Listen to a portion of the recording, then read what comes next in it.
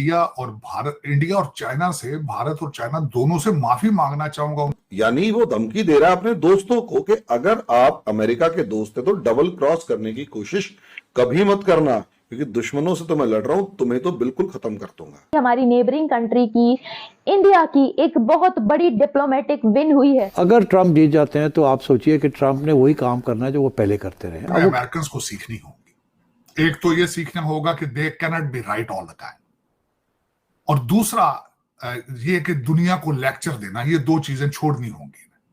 जो है वो जर्मनी में भी बताया जा रहा है कि जो इंडियन स्टूडेंट्स हैं वो तकरीबन 45,000 के करीब पहुंच जाएंगे, और बहुत तेजी के साथ हम देख रहे हैं कि भारत जो है वो एजुकेशन पे काम कर रहा है। IMF जो है वो ये कह रहा है कि इंडिया जो है जापान को सरपास करने लगा है और 2025 में ही ये होने लगा है। यानी अब वो एक साल और आगे आ गया, पहले आ गया। और इसी तरीके से उन्होंने कहा है कि 2027 तक जो है वो थर्ड लार्जेस्ट इकोनॉमी। उनका ये मौक़िफ़ रहा है कि ये हमारी अमेरिका की जो मिलिट्री इंडस्ट्रियल कॉम्प्लेक्स है ये हर जगह पे चाहती है कि रिजीम चेंज हो, जंग हो, ताकि इंडिया की जो इकोनॉमी देखे वो 8.4%, 8.6% पे, आपकी इकोनॉमी की ग्रोथ क्या है? हमारे YouTube चैनल हिंदुस्तानी हाइट्स में आपका स्वागत है दोस्तों। अमेरिका के राष्ट्रपति जो बाइडेन का एक हालिया बयान काफ़ी चर्चा में है, जिसमें उन्होंने कहा है कि भारत, जापान और चीन के लोग नस्लवादी होते हैं और ये विदेशियों को अपने देश में आना पसंद नहीं करते। इसमें भारत का नाम शामिल करने पर भारतीय विदेश मंत्री जयशंकर ने कड़ा एतराज़ जताते हुए कहा कि ऐसा बिल्कुल भी नहीं है और उनको कुछ गलतफहमी हुई है। इंडिया काफ़ी लोग घूमने आते हैं और भारत हर साल ही बहुत सारे पर्यटकों का स्वागत करता है। इस बात को लेकर जो बाइडेन की काफ़ी आलोचना हो रही है कि उन्होंने विदेश नीति के तौर पर एक बड़ा ब्लंडर कर दिया है, क्योंकि भारत और जापान दोनों ही रणनीतिक तौर पर अमेरिका के मुख्य साझीदार कहे जाते हैं। इसके बावजूद जो बाइडेन का यह बयान उनके संबंधों में तल्खी पैदा कर सकता है। अमेरिकी राष्ट्रपति जो बाइडेन के बयान की उनके ही देश में कड़ी आलोचना हो रही है, क्योंकि इन्होंने विदेश नीति के तौर पर एक बड़ा ब्लंडर कर दिया है, जिसको संभालने के लिए अब अमेरिकी विदेश विभाग को पसीने बहाने पड़ सकते हैं। क्योंकि भारत जैसे उभरती अर्थव्यवस्था से पंगा लेना अमेरिका को भी कुछ खास रास नहीं आएगा। जो बाइडेन जो है उन्होंने एक कमेंट किया एक दो दिन पहले, जिसमें उन्होंने जिक्र किया कि चाइना, जापान और भारत जो है इधर जीनोफोबिया है, ये जीनोफोबिक कंट्रीज हैं कि ये जो है, और हमारी जो तरक्की का राज है वो ये है कि हम और ममालिक के लोगों को आने देते हैं, वेलकम करते हैं, और हम जो है इसीलिए तरक्की कर रहे हैं।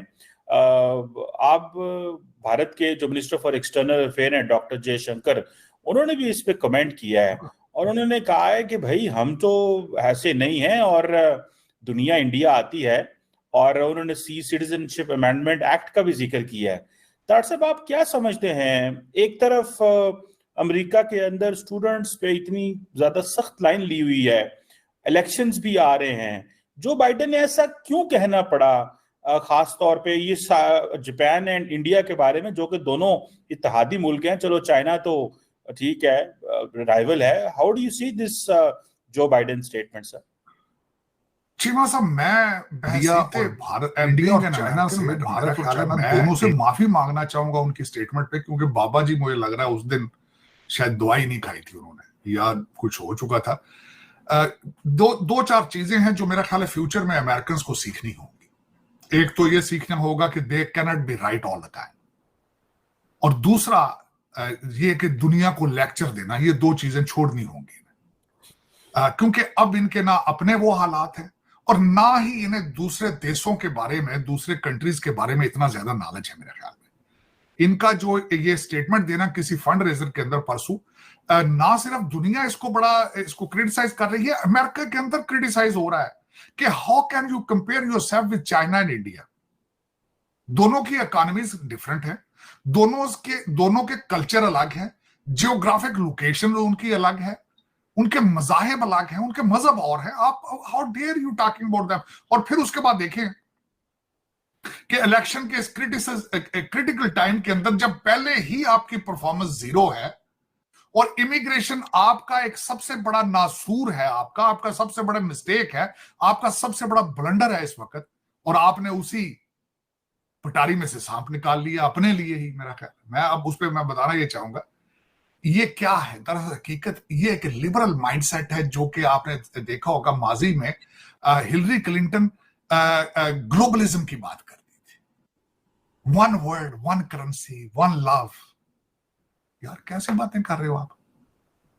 कभी ये पॉसिबल है? ये आप एक फिक्शन, एक ख्याल का इजहार कर सकते हैं, लेकिन आप ये कह नहीं सकते God is creating us differently.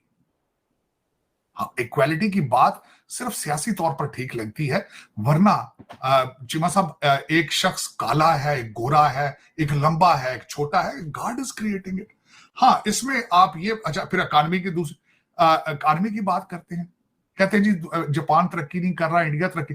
और इंडिया की जो इकॉनमी देखे वो 8.4%, 8.6% पे, आपकी इकॉनमी की ग्रोथ क्या है? 2% पे।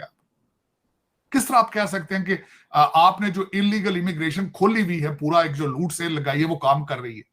किसी न्यूयॉर्कर को कॉल करके देखें जो आपकी इमिग्रेशन के हालात है वहां पे। 1,87,000 इलीगल लोग वहां पे दंदनाते फिर रहे हैं। $10 बिलियन की शॉपिंग मॉल बंद हो चुके हैं, फार्मेसियां, स्टोर ताले लग चुके हैं वहां पे। ये आप इमिग्रेशन कर रहे हैं? आप this is how you are welcoming them here. और दूसरा, आज भी अगर देखा जाए बॉर्डर पे जो बच्चे छोड़ जाते हैं, जो पिछली दफा इनका लोग पिंजरों में बच्चे बंद किए हैं चीमा साहब। 27 मिलियन, मैं दूसरा भी बल्कि जो इस वक्त रफ एस्टिमेट है कि 27 मिलियन इलीगल इमिग्रेंट्स जो है इस वक्त दंदनाते फिर रहे हैं अमेरिका के अंदर, जो कि एक नेशनल सिक्योरिटी थ्रेट है। वो उनके अंदर डोनाल्ड ट्रंप साहब, मैं शायद आपको बताया था कि एक हफ्ता मुझे मौका मिला है उनके साथ ट्रैवल करने का, सुपर ट्यूसडे से पहले। मुसलसल हर स्पीच के अंदर वो कहते थे कि तकरीबन 27,000 से 30,000 चाइनीज मिलिट्री एज के इस वक्त अमेरिका एंटर हो चुके हैं। शायद चाइना अमेरिका के अंदर आर्मी बिल्ड कर रहा है अपनी। ये इमिग्रेशन हो रही है। दूसरा उसके बाद ये है कि यहां पे लोग मुसलसल लोग यहाँ पे क्राइम कमिट करते हैं, रेप करते हैं, मर्डर करते हैं, उनको अरेस्ट किया जाता है या फिर बाद में छोड़ दिया जाता है या डिपोर्ट किया जाता है, वो फिर वापस आ जाते हैं। ये इमिग्रेशन हो रही है यहाँ पे। चीमा साहब, इसको इमिग्रेशन नहीं कहा जाता। ये बाबा जी ने बात की है, उनको प्रॉब्लम था, डिमेंशिया उनको है, इस वक्त सीरियस प्रॉब्लम है। उनको बिल्कुल कोई पता नहीं कि वो किसकी बात। उससे पहले मैं को आज से हफ्ता 10 दिन पहले इन्होंने पापा गिनी के बारे में कह दिया था कि मेरे अंकल को खा गए थे। मेरे अंकल वहां से, उनका जहाज क्रैश हुआ था, तो वो उनको खा गए थे, जिंदा खा गए थे उनको। जो उसके ऊपर इतराज है, क्योंकि पापा गिनी भी इनके एलाइज हैं, इनके ग्रुप का हिस्सा है। उन्होंने इतराज किया कि यार बाबा जी को समझाओ, ये क्या कर रहे हैं बातें। तो बाबा जी को दर हकीकत पता नहीं है कि इस वक्त हो क्या रहा है। दर हकीकत मैंने आपको कई दफा बताया कि गवर्नमेंट चला रहे हैं ओबामा पिछले 12 साल से। मेरा ख्याल इनकी स्पीच वगैरह भी वो लिख देते हैं, तो कई दफा अगर वो स्पीच इनके सामने ना हो, फिर वो इसी तरह की बातें करते हैं। कई दफा कह चुके हैं कि एक दो दफा तो पहले कह चुके हैं कि मैं 18 व्हीलर ट्रक भी चलाता रहा हूं, हालांकि खुद वकील थे पहले। फिर पहले कई दफा कह चुके हैं, अजीब अजीब किस्म की बातें कर चुके हैं जिनका कोई रेफरेंस नहीं होता। हाँ, इस पे दुनिया को इसको क्रिटिसाइज करने का टाइम मिला है, इसमें कोई शक नहीं है। डॉक्टर जयशंकर साहब ने अपने किसी ने क्वेश्चन के जवाब में दिया कि we are the more pluralistic country, और बिल्कुल मैं उनसे एग्री करूंगा कि चीमा साहब 121 जबानें बोली जाती हैं भारत के अंदर, 22 जबानें ऑफिशियल हैं वहां पे। तो उस कंट्री को कहना कि you don't know what the immigration is, you don't know what are you talking about, जिनकी इकोनॉमी 8.4% पे ग्रो कर रही है, उनको कहा जाए कि you are suffering due to the bad immigration policies.